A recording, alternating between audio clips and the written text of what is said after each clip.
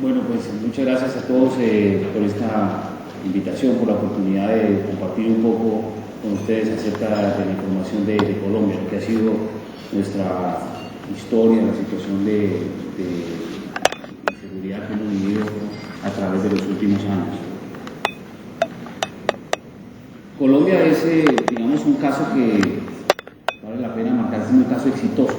Nosotros hemos tenido en los últimos 40, 50 años una violencia excesiva y definitivamente el caso de Colombia es un caso que demuestra que sí se puede de alguna manera solucionar problemas profundos de inseguridad. Para ponerlos un poco en contexto, vamos a ver lo que es Colombia. Es un país que tiene 44 millones de habitantes, tenemos fronteras terrestres con Ecuador, Perú, Brasil, Venezuela, y al final tenemos fronteras marítimas con un total de 11 países, una extensión territorial de 1.141.748 kilómetros.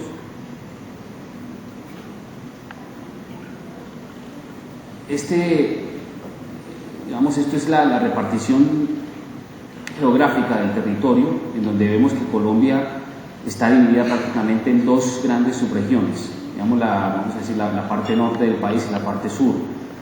La parte norte del país concentra el 95% de la población, 96% del gobierno, 97% de las vías. Y en la parte sur, donde teníamos grandes problemas de orden público, el 5% de la población, 4% del gobierno y 3% de las vías. Casi no existen carreteras en la parte sur del país. Entonces la movilidad se hace a través de esa cantidad de ríos que se alcanzan a observar ahí. Esta es la estructura del Estado: el poder ejecutivo, el poder legislativo, el poder judicial. Y básicamente el poder ejecutivo, que es el gobierno, pues está compuesto por los diferentes ministerios de Justicia, Relaciones Exteriores, Hacienda, Agricultura, Minas y Energía, Comercio, y el Ministerio de Defensa Nacional. El Ministerio de Defensa Nacional agrupa a la policía, que es una policía nacional, es una sola entidad, y al Comando General de las Fuerzas Militares. El Comando General de las Fuerzas Militares agrupa tres grandes estamentos militares: Ejército, Armada y Fuerza Aérea.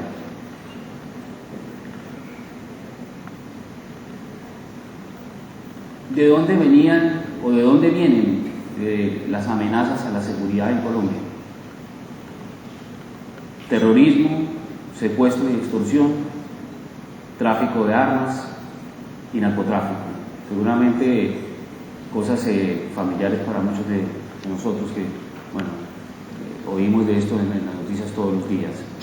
Esas amenazas, lideradas por ¿quiénes?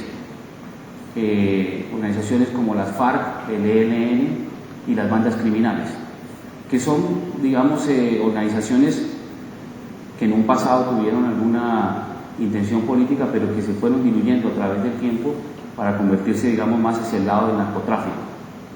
Entonces son, digamos, organizaciones narcoterroristas, como las denominamos. Y por supuesto la existencia de bandas organizadas diferentes de esos grupos que también afectan y digamos, tienen como negocio estos elementos, ¿no? ¿Cómo son los problemas en Colombia? En Colombia no tenemos una guerra de liberación, no es un grupo que quiere liberar al país de una fuerza opresora, no es un movimiento separatista, no es una guerra religiosa tampoco, no es una guerra civil, y la intención, digamos, de la principal agresión es una agresión del narcoterrorismo que quiere tomarse el poder. Esa agresión no es estática, es una agresión que es dinámica, que en la medida que el Estado los ha combatido, ellos también se han ajustado de alguna manera a la forma como los vamos tratando de combatir. Entonces, es importante ver que ellos se ajustan también a las necesidades, digamos, a los cambios de cómo el gobierno va tratando de atacarnos. Este es el panorama de Colombia en el 2002. Esto es una foto de una torre eléctrica. ¿Cómo era la estrategia digamos, de estas personas? Lo primero que ellos trataron de hacer es atacar la infraestructura económica.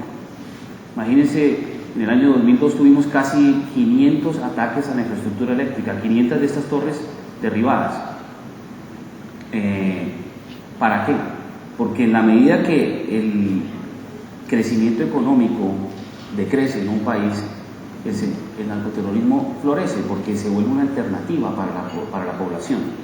Entonces ellos atacaban la infraestructura eléctrica, atacaban la infraestructura de oleoductos, por ejemplo, atacaban la infraestructura vial para que no pudiera existir comunicación entre las diferentes ciudades, que no hubiera acceso, que no pudiéramos tener comercio, exportaciones, ese tipo de cosas, porque al final es un círculo. En la medida que el Estado se fortalece, que el sector económico es fuerte, pues es un círculo en el que la gente paga impuestos, el Estado compra armas, o tiene medios para defenderse de esa amenaza. En la medida que no tenemos con qué defendernos, pues ellos van creciendo también. Estos eran los atentados, esto es en Bogotá, incendio, para generar pánico en la población. El lema del terrorismo es, mata a uno y aterroriza a mí. Y esto genera problemas porque la falta de confianza, la inseguridad genera decrecimiento económico. La gente no invierte, no sale, no gasta. Por supuesto, también la parte de reclutamiento de menores, reclutamiento forzado. Esto es una foto de un carro bomba que se puso en un club que se llama el Club del Nogal, que está en Bogotá. Y ese era el panorama que teníamos nosotros en el año 2002.